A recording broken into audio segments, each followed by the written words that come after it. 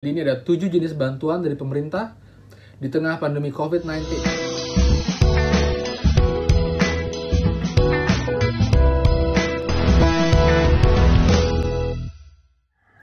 Hai semua, kembali lagi di channel Aaron Agus. Jadi thank you banget buat teman-teman yang udah stay tune di channel ini. Dan teman-teman, pada video kali ini saya akan membahas mengenai 7 jenis bantuan pemerintah yang diberikan kepada rakyat Indonesia selama masa pandemi ini. Jadi buat teman-teman, informasi buat teman-teman bahwa ternyata ada cukup banyak bantuan yang pemerintah berikan selain program prakerja, teman-teman. Jadi kalau teman-teman itu memenuhi syarat tersebut dan kalian belum dapat, kalian bisa mengajukan bantuan tersebut agar kalian bisa mendapatkannya, teman-teman. Tapi yang pasti syaratnya memang kalian sudah terpenuhi ya. Jadi bukan dibuat-buat atau kalian sebenarnya sudah mampu tapi kalian tetap meminta bantuan untuk yang seharusnya bukan hak kalian. Dan teman-teman, seperti biasa, sebelum kita mulai, buat teman-teman yang baru nonton channel ini atau baru paten channel ini atau sudah lama nonton tapi belum subscribe, please dan silahkan kalian subscribe karena akan banyak info terupdate seputar kartu prakerja, bantuan pemerintah, dan juga bantuan penting lainnya yang bisa kalian dapatkan, teman-teman. Oke, pastikan kalian subscribe, nyalakan lonceng, dan juga share video ini ke teman-teman yang lain. Oke, jadi saya akan langsung record untuk berita bantuan, jadi biar lebih lengkap dan lebih konkret untuk informasinya. Oke, ini dia. Ini dari Tribun ya. Jadi ini ada 7 jenis bantuan dari pemerintah di tengah pandemi COVID-19. Sembako hingga uang tunai untuk karyawan, teman-teman. Jadi mungkin sebagian sudah tahu, tapi sebagian teman belum tahu. Karena saya pun juga jujur, beberapa bantuan di sini saya belum tahu loh, teman-teman. Mari kita lihat ya. Oke, karena selama pandemi ini ada 7 jenis. Ini rincian lengkapnya, teman-teman. Ini dana sampai Rp9 yang dikeluarkan ya. Jadi yang pertama untuk bantuan adalah bantuan sembako, teman-teman. Bantuan sembako ini, bantuan sosial berupa paket sembako dikucurkan sejak awal pandemi COVID-19 terjadi di Indonesia pada Maret. Bantuan ini diberikan bagi warga DKI Jakarta dan wilayah sekitarnya yakni Bogor, Depok, Tangerang Selatan, dan Bekasi. Untuk di DKI Jakarta, bantuan sembako diberikan kepada 2,6 juta jiwa atau 1,2 juta keluarga. Jumlah sembako yang diberikan senilai Rp6.000 per bulan dan diberikan selama 3 bulan. Anggaran yang dialokasikan 2,2 triliun. Selanjutnya, bansos sembako untuk wilayah Bodetabek diberikan kepada 1,6 juta jiwa atau 576.000 keluarga. Jumlah besarannya sama, yaitu Rp600.000 per bulan selama 3 bulan, total anggaran Rp1 triliun.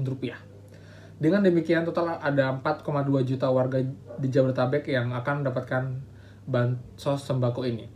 Total seluruhnya dinilai sampai sembako yang diterima tiap warga selama 3 bulan, yakni April, Mei, Juni, adalah 1,8 juta. Belakangan, pemerintah memperpanjang program ini sampai Desember, namun nilainya berkurang menjadi Rp300.000 per bulan. Jadi buat teman-teman yang ada di daerah Jabodetabek dan kalian kurang mampu, coba kalian tanyakan ke RT RW kalian apakah kalian sudah tercatat dalam bansos sembako ini, teman-teman. Lalu berikutnya adalah bantuan sosial tunai. Sama dengan bantuan sembako, program ini juga dikucurkan sejak awal COVID-19 di Indonesia. Bedanya, bantuan tunai ini menyasar warga di luar Jabodetabek. Program ini memberikan dana secara tunai sebesar Rp600.000 kepada masyarakat selama 3 bulan, yakni April, Mei, Juni. Belakangan juga program ini diperpanjang sampai Desember, namun nilai uang tunainya yang diterima berkurang jadi Rp300.000. Bantuan ini diberikan bagi warga terdampak COVID-19, baik yang sudah atau belum masuk dalam data terpadu kesejahteraan sosial atau DTKS, milik Kementerian Sosial atau Kemensos. Pemerintah daerah diberi keleluasaan untuk mengajukan penerima bantuan. Data pengusulan kemudian akan diverifikasi oleh tim Kemensos, guna memastikan yang bersangkutan tidak masuk dalam daftar penerima bantuan pemerintah pusat yang lain yang telah ada sebelum pandemi, sehingga tidak terjadi data ganda. Bantuan disalurkan melalui transfer ke rekening masing-masing penerima atau lewat PT Pos Indonesia. Ya, ini juga teman, jadi kalau yang tadi itu yang untuk di daerah Jabodetabek, ini yang untuk di luar Jabodetabek, jadi untuk seluruh Indonesia yang didata oleh masing-masing daerah. Jika kalian dirasa perlu dan kalian berhak mendapatkannya, kalian akan diajukan. Dan catatan kalian tidak menerima bantuan lain dari pusat sebelum pandemi ini. Jadi biar nggak kalian dapat 2 bantuan yang sama, teman-teman. Dan itu ditransfernya lewat rekening, teman-teman. Jadi nggak ngambil uang tunai. Yang berikutnya, yang ketiga adalah BLT Dana Desa. Pemerintah juga mengalirkan sebagian anggaran dana desa untuk BLT ini demi menghadapi dampak ekonomi pandemi COVID-19. BLT dana desa diseluruhkan dalam 2 gelombang, masing-masing gelombang terdiri dari 3 tahapan. Gelombang pertama diberikan pada bulan April, tahap 1, Mei, tahap 2, Juni, tahap 3 per bulannya. Masing-masing keluarga menerima manfaat KPM akan mendapatkan bantuan sebesar Rp600.000. Sementara itu gelombang kedua diberikan pada bulan Juli, tahap 1, Agustus tahap 2, bulan Juli tahap 4, Agustus tahap 5, dan September tahap 6. Jumlah bantuan yang diterima lebih rendah, yakni Rp300.000 per bulannya. Penyaluran BLT dana desa tahap 1 telah direalisasikan oleh 74.878 desa yang menyasar sebanyak 7.426.707 KPM dengan dana sebesar 4,69 triliun, teman-teman. Pada tahap 2, sebanyak 65.515 desa telah menyalurkan BLT dana desa sebesar 4,05 triliun untuk 6.700 sekian KPM. Kemudian pada tahap ketiga, terdapat 35.000 sekian desa dengan rincian 3,4 juta KPM dan dana sebesar 2,7 triliun.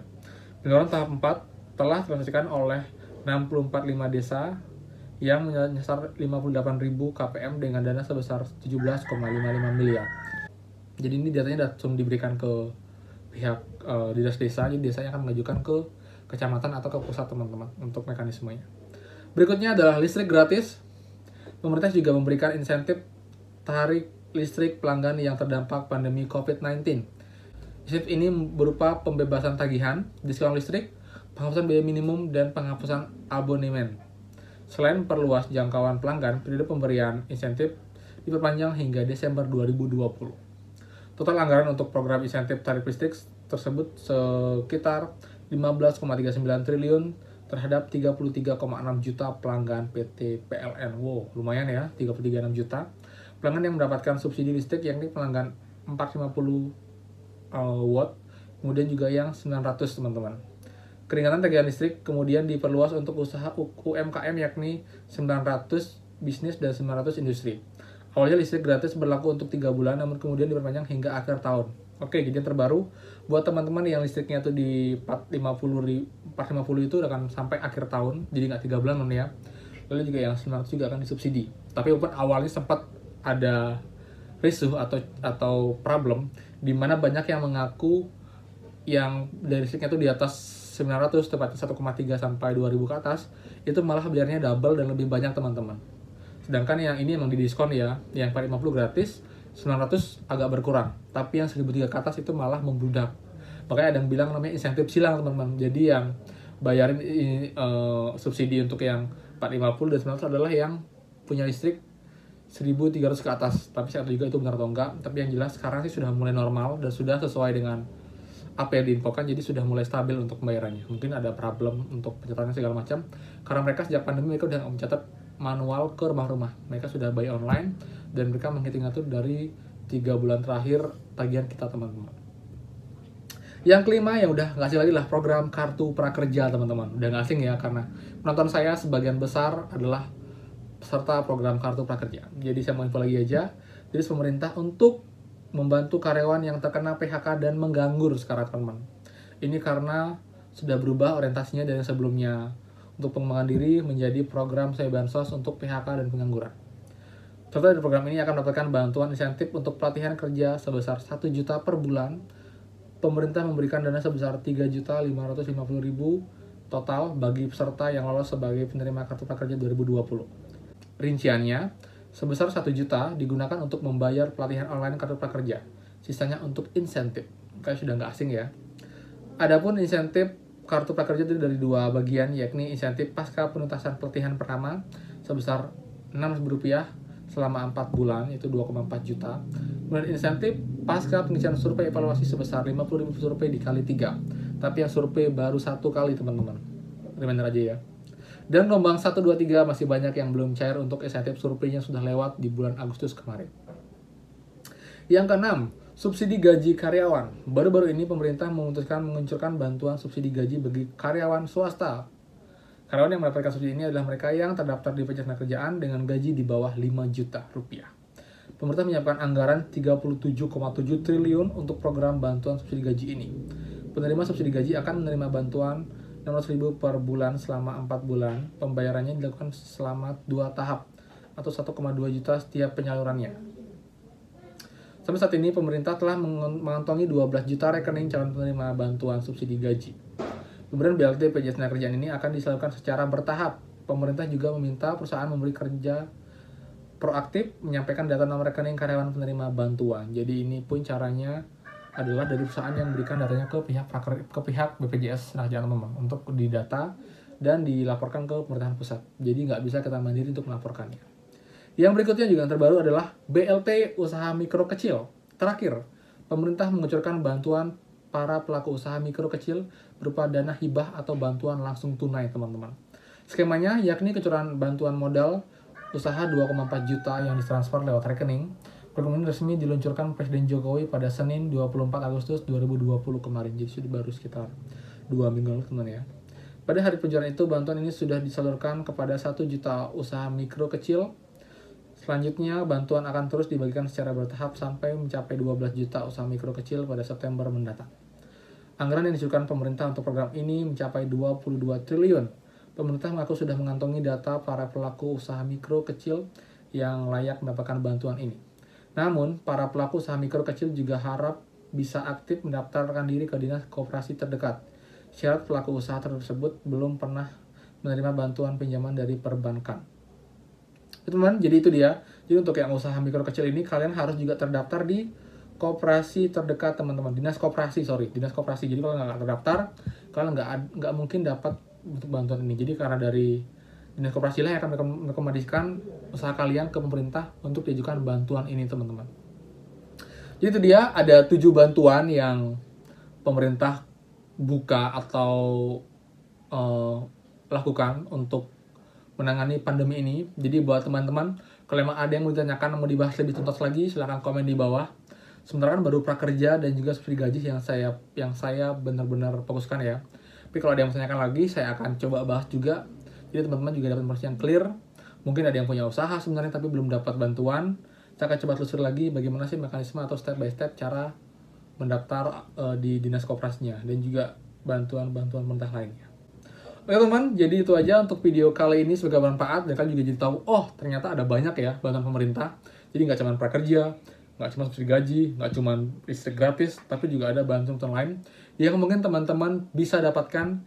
Yang penting kalian memenuhi syarat atau ketentuan yang harus dipenuhi untuk bantuan tersebut, teman-teman. Jadi kalian bisa bertanya, cari informasi di ketua atau di RT RW kalian atau mungkin di sosial media, teman-teman. Jadi ada banyak yang penting sebenarnya yang kita kadang kurang aktif. Jadi kita nggak tahu persis, oh ternyata ada ya segala macam. Oke, jadi itu aja untuk video kali ini, semoga bermanfaat teman-teman. Dan buat yang belum subscribe, please dan silahkan kalian subscribe, karena dengan subscribe kalian akan selalu dapat info update seputar pekerja dan juga informasi bantuan dari pemerintah. Dan saya pun jadi makin semangat untuk mengupload video-video lainnya, teman-teman. Satu subscribe kalian sangat berarti buat channel ini. Oke, jadi akhir kata, kalau salah kata saya mohon maaf. Ingat jaga kesehatan dan kita bertemu lagi di next video. Dadah!